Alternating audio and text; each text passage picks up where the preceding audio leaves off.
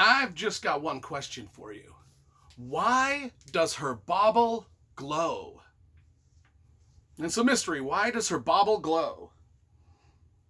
Before we get into that, I am Brian Lee Durfee, author of The Forgetting Moon and The Blackest Heart, both books published by Simon & Schuster's Saga Press. Today I am going to be reviewing book number 3 in Lloyd Alexander's Prydain Chronicles. It is called The Castle of Llyr.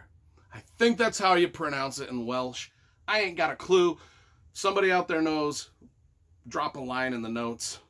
Anyway, this is book number 3, Chronicles of Prydain. Maybe you've seen my review of book number 1, The Book of 3, book number 2, The Black Cauldron. Now we're to number 3, The Castle of Llyr. Came out in 1966. You know, I love graphic design and cover illustration, so we talk about the covers and the book packaging first. First of all, I love the blue end papers. These are the books these are the exact copies I bought when I was a kid in the 1980s. The cover artist is John Leon Hunes. John Leon Hunes. Or it might be Jean Leon Hunes. I don't know. It's a French painter. Does a great job. I love all of his. Let's put them over here and let's look at them together, because all of these books have just great paintings by this magnificent illustrator. Starting with book 1, moving down the line, they are all just super good. I love these paintings so much. Some of them just are so good they give me chills. Now, The Castle of Llyr, book number 3, though it's a great painting, it's the cat looks like your normal everyday house cat it's just kind of hissing.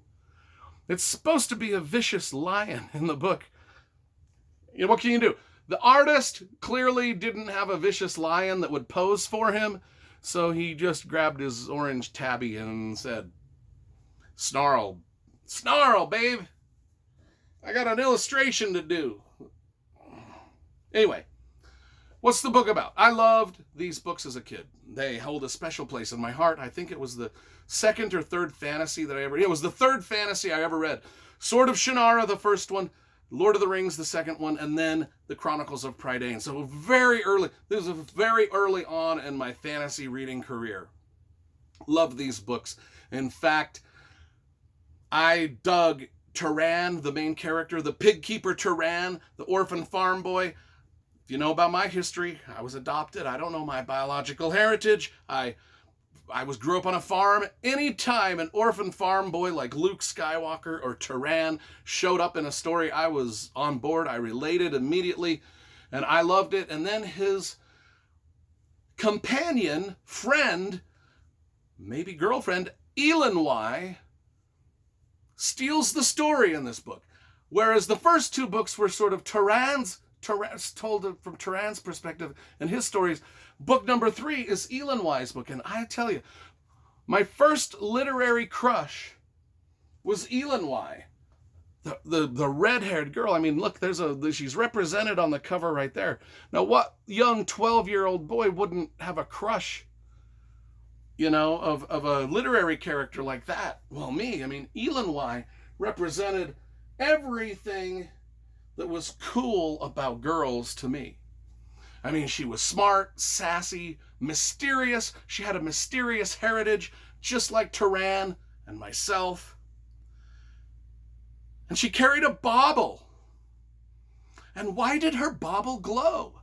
For 2 books, she has these glowing baubles, and why did they glow? Well, we get to find out in the 3rd book why her bauble glows. I'm just saying. Some mysteries are revealed in book 3. Now, what is the plot of this? Well, Elenwy, who the girl I just showed you, she is sent away to the Isle of Mona to learn the fine art of becoming a proper lady. Or maybe they're secretly teaching her to be a sorceress. Oh, yes, the intrigue. The intrigue. And we find out This isn't spoilery. She's actually a princess of Llyr, of the place she's going. And there's this guy named Prince Rune, who's actually a pretty cool character, a pretty cool guy, a nice guy. But he becomes sort of Turan's rival for Elenwy's love. So now we have our love triangle. I remember when I first read this book as a kid, I was so nervous that Elenwy would choose Prince Rune because he's a prince, and Turan is just a bastard boy. I was so nervous that I hated Prince Rune. He was the worst antagonist I had ever read.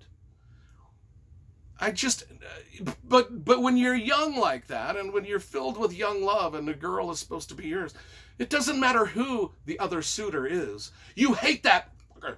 You hate him. He could be the nicest, coolest dude ever, but you hate that fucker. I think I'm making the mother silent and the F word loud. I might be shouting the F word in this video. I apologize for that. Let me try it again. You hate that mother... God, I can't do it. I used to be able to do that, like, perfectly. But you get the point. There's a love triangle in this between Prince Rune, who's a pretty decent dude, and Turan, who's also a pretty decent dude. Well, Turan gets a little whiny.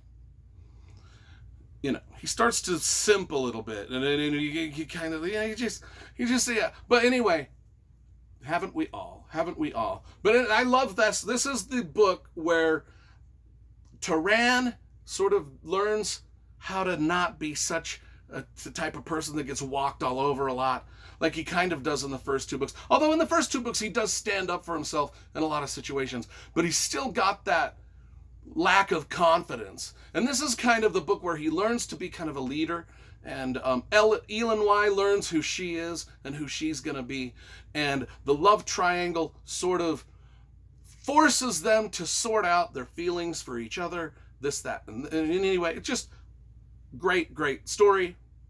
I don't know if I like it as much as the first two, but I certainly like it, and it certainly bridges the gap between the last two books, which are great, great, great. So I give The Castle of Llyr an 8.5 out of 10. I think that's the scale we're using here. An 8.5 out of 10. That's a good rating.